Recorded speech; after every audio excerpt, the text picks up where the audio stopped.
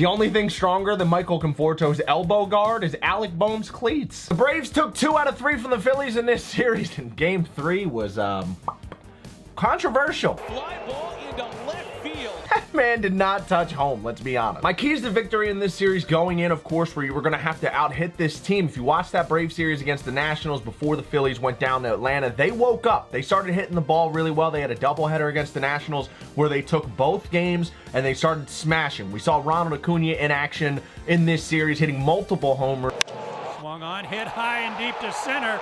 Way back. In game 1, Zach Wheeler just didn't have his stuff. He was having issues with the mound. He did work his way through some trouble the first 4 innings, but then Ronald Acuna got him on a 2-run bomb to dead center after a Charlie Morton base hit, and the wheels fell off at that point. Now, there wasn't much carryover, though, after that first loss. The Phillies actually scored 2 runs in the top of the first inning in game 2, which is what you want, but Zach Eflin did not have his stuff, and in the bottom of the first inning, the Braves go single, double, homer, and get 3 runs back and take the lead immediately. First inning of game 2 is what we would see for the rest of this series.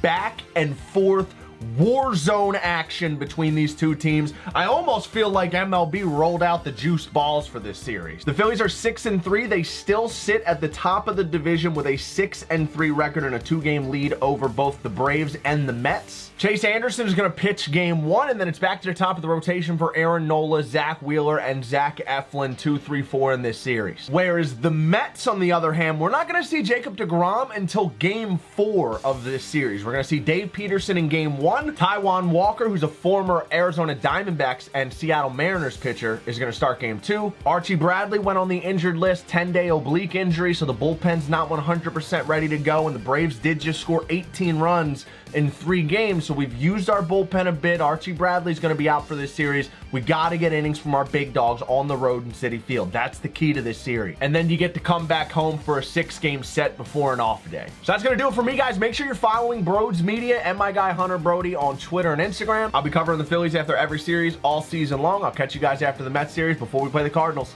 Peace.